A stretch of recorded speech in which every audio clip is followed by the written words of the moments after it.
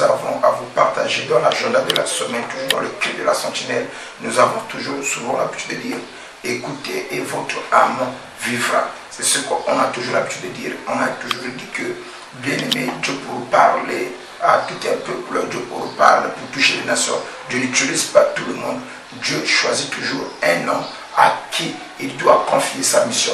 Et à travers ce dernier, il doit commencer à toucher des familles, des peuples et des nations, ainsi de suite. Comme aujourd'hui, ne pas écouter ce message, ce n'est pas écouter Dieu. Prendre à la légère ce message, c'est prendre Dieu aussi à la légère. Bien aimé, j'aimerais parler sur un petit élément, la force de Joseph. Alors quand je parle de la force de Joseph, qui était Joseph? Joseph était le fils de Jacob, le petit-fils d'Abraham. Et Joseph on l'avait vendu par ses frères. Une fois arrivé en Égypte, la Bible nous fait comprendre déjà, Joseph avait déjà l'âge de la maturité, il avait déjà l'âge de la puberté. Or, nous connaissons tous, bien aimés dans le Seigneur, quand quelqu'un atteint l'âge de la puberté, c'est là où les libido devient un peu, la tentation devient plus fort, où on est tenté par beaucoup de choses. Tu vas remarquer une chose, beaucoup de gens ont eu à commettre des bêtises quand ils avaient atteint l'âge de la puberté. C'est l'âge aussi de la séduction. C'est l'âge où la tentation devient encore plus forte. C'est l'âge où certaines personnes, malgré l'éducation qu'ils ont reçue, malgré la spiritualité qui se trouvait en eux, quand ils atteignent ce âge-là, les portes s'ouvrent. C'est comme une porte qui s'ouvre où le diable peut facilement entrer dans la vie d'une personne pour l'envoûter, pour le pousser à commettre des bêtises. C'était aussi le cas de Joseph. Joseph, quand il atteint cet âge-là, et regardez ce qui se passe. Et c'est là où, s'il faut le dire, une occasion, où l'occasion se présente devant Joseph, où il devait avoir des relations intimes ou des relations extra-conjugales avec la femme de son chef ou la femme de son patron.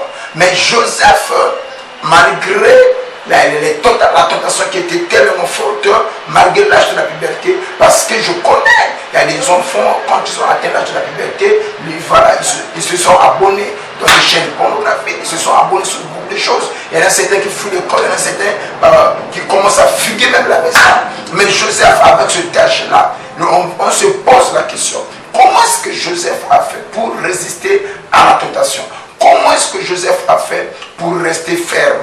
Alors le secret de Joseph, c'était la vie de prière. Joseph, en dépit de tout, c'était un jeune homme très spirituel, un jeune homme qui priait beaucoup. Et Joseph avait une vie consacrée et totalement à Dieu. Bien aimé, le péché que Joseph allait commettre, c'était un péché rémunéré. C'est-à-dire qu'il devait commettre le péché, mais à la fin, on devait le récompenser. Malgré les prisons que la femme de Potiphar a présentées à Joseph, Joseph n'a pas cédé. Deuxième élément à comprendre, la femme de Potiphar lui fait comprendre que si tu couches avec moi, je te donnerai certains avantages dans ce palais. N'est-ce pas moi qui suis la femme du chef? Mais malgré cela, Joseph n'a pas accepté. Qu'est-ce qui a fait la force de Joseph? C'était une vie consacrée totalement à Dieu.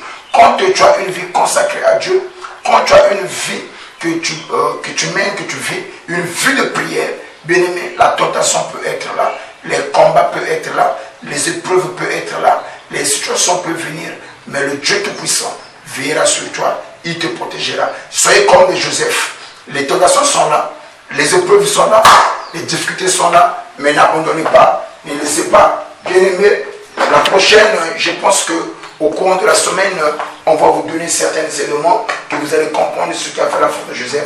Joseph était un homme de prière, un homme qui menait une vie consacrée totalement à Dieu. C'était votre humble serviteur, l'apôtre Ange, le salut.